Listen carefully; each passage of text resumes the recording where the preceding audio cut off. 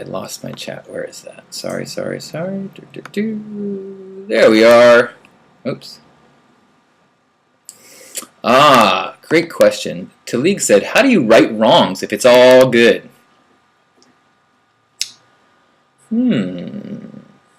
Well, that's a profound question, and it kind of, I think a lot of people have issue with that. Like, if I accept that everything is okay, then how will the world get better? How will I make things better for myself and the world? And what Byron Katie says about that is that that's a very common fear. Like, if I stop being angry, I will stop taking action towards fixing things. If I let go of this anxiety, I will just be complacent. And she says, and I tend to agree with this, it's been my experience, that a state of peace, a state of loving reality, does not create inaction. It creates peace. And then our next step is done from a place of peace. The next thing you see undone, you do correct from a place of peace. Now, for a lot of people, you do have to be enraged to get off the couch, and that's fine. But I think that if you are at a place of love and compassion, then you have no choice. I mean, the next built-in logical inertia of being in love is to take a step of compassion. And that means righting wrongs. That means extending a hand to one that needs it. It means sharing with people that need it. It means opening to those that need it. It means seeking to increase the love, compassion, and connection in your world and the universe. I think that is where we go when we strip it all away. That we don't need to use our angry minds to trick ourselves to do those things. I think we are compelled to do those things. The problem is when you believe that you need to be angry or frustrated or stay in that congested state to take action, that is a mind state and is often created through mind logic, which is very susceptible to convincing orators and charismatic leaders and such as that. You know, it's not better to be swayed by if you are being called to action by the exterior versus interior, you're always at danger of being out of alignment.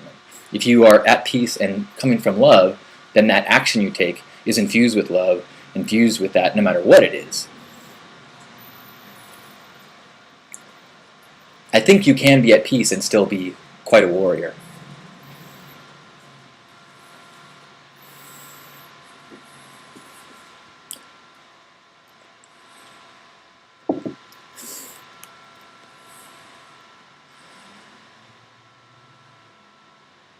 That's a good, you know, maybe it is a cause for a whole hug nation. And you know, you are right on. That is one of the number one objections that people have to what I talk about. You know, when I say love more, fear less, float more, steer less, people say float more, do nothing, be a bum, sit on the couch, just let the world go to hell in a handbasket. To which I say, well, let's leave the handbaskets out of this. I have, my faith is that when we strip away all of our exterior, we do have a heart song. We do have a pull towards the hero's journey, towards love, towards compassion, towards being connected humans to our planet.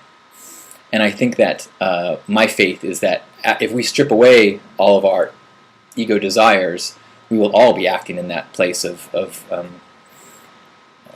integration and harmony. Now, is the current state of the world, is it in that place of integration and harmony? No. Are we having a huge upheaval that is heading in that direction? Feels like it. Could we have that upheaval if some people weren't really angry? I don't know. But I do think that if too much anger infiltrates movements, then it becomes a war. And nobody wins a war. You can defeat someone and smash someone, but there's no winner when you go to war.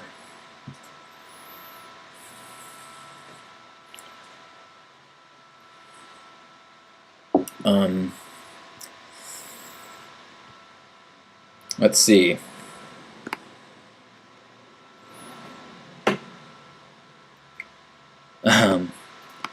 All right.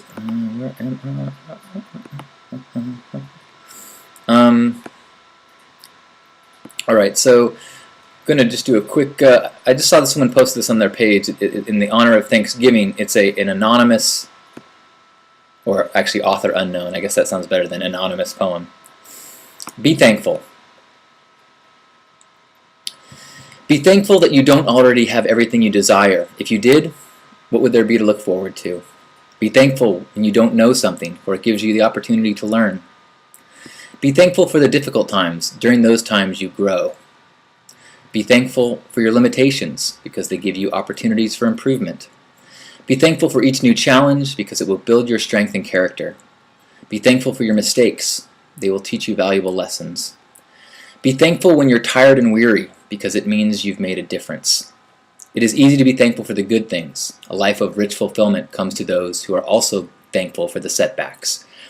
Gratitude can turn a negative into a positive. Find a way to be thankful for your troubles, and they can become your blessings. Author unknown. Which is a great segue to another one of my famous stories. Not famous, favorite stories.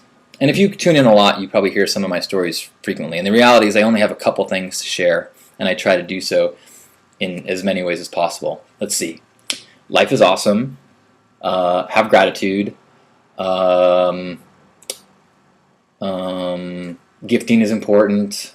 We're all connected.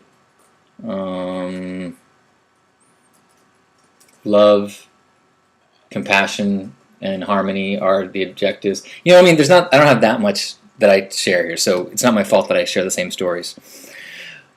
But the story I want to share was of the Biodome Project. Familiar with that?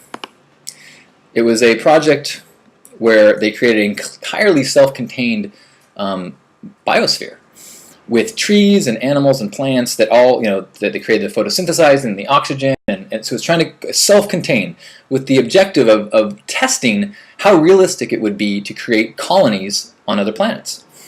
Just, very early science stuff just to kind of get our heads thinking about how that could happen. And so they created this self-contained biodome. And after a few years, the largest trees just started falling. Kong, kong, kong, kong. They didn't know it was up. So they called in a bunch of these, high-end botanists, which, I imagine are quite a crowd. They got a party, those botanists. But the botanists came in, and they start studying and looking, and they're going, no, there's no disease, there's no rot, there's no this, and then they're like, there's no explanation. They're not sick at all. I don't know why these. And then someone realized, wait a minute, there's no storms in the biosphere. There's no wind. There's no hardship for these trees. So without getting batted around in the wind as they were saplings as they grew, the roots were never forced to create the root structure required to keep a large, powerful tree upright. If you do not give an organism the hardship it requires, it does not develop into the being it is supposed to be. Same is true with a butterfly. If you help a butterfly out of its cocoon, it will die. And a human being also needs its hardships to grow its roots so that it can become the powerful being that it needs to be. Give thanks for it all. The ice cream, the shit, and the fertilizer.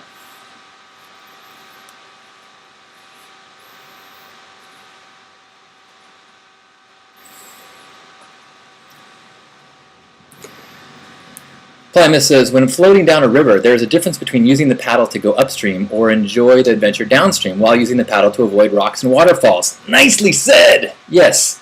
Floating does not mean doing nothing. It means working with the flow. It means leveraging the momentum of the universe. And with the water thing, a metaphor that Dimitri share with me that I really like is we often are sitting there treading water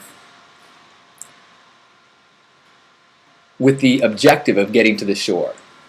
So we think that whatever hardships we're doing, this treading water is what we have to do so we can get to something that we've been told about, the shore. But what if you let go of the fact that there is no shore? That really, you're here to tread water. You're here to tread water, to enjoy the obstacles as they happen. There are no obstacles. There's simply the task at hand. It's only an obstacle if you think you're supposed to be doing something else. So enjoy the paddling, make friends with those paddling around you, observe the pretty fish. You win.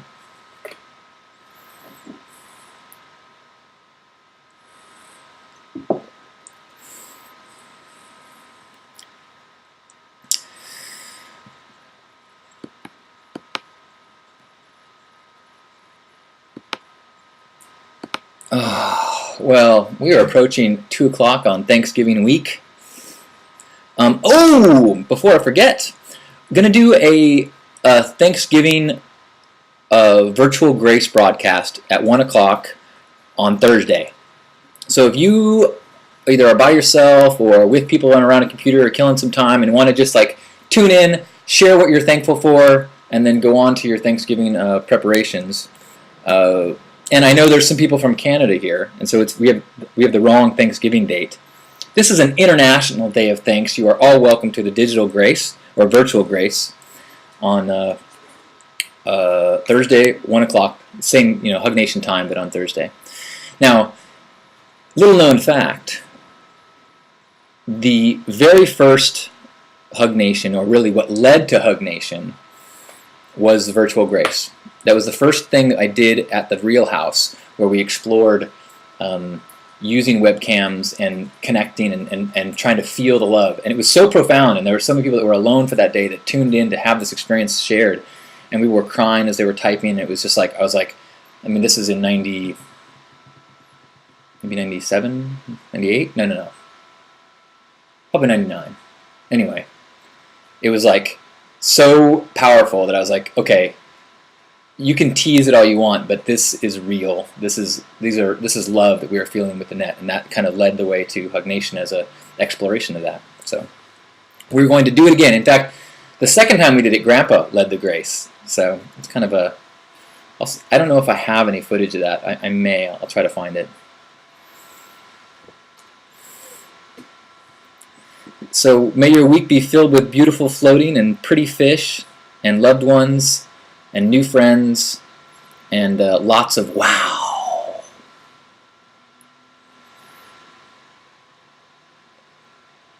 Yeah, feel better, J. Don. Your body is healing amazingly. What a gift to be reminded of its power. Maybe not a gift, but I'm practicing seeing things half full glass, not just half full, but overflowing. Spilling all over the coaster. That was another thing that Grandpa used to say. My cup is overflowing and I'm drinking from the saucer. Well, have an amazing day. If you have a short week, good on ya. Hopefully see you on AnyBeat as we are trying to, it's this fun growth period, setting some tone. Your vibe would be very appreciated. For those of you that have been on already, thank you so much for helping make it as awesome as it already is.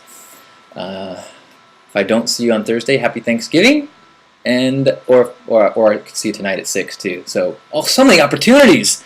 I could see you tonight at 6, Thursday at 1, next week, anywhere on AnyBeat, or peeking through your bushes. Only if you shower with the lights on, but whatever. I love you. Thank you for being in my world. Namaste.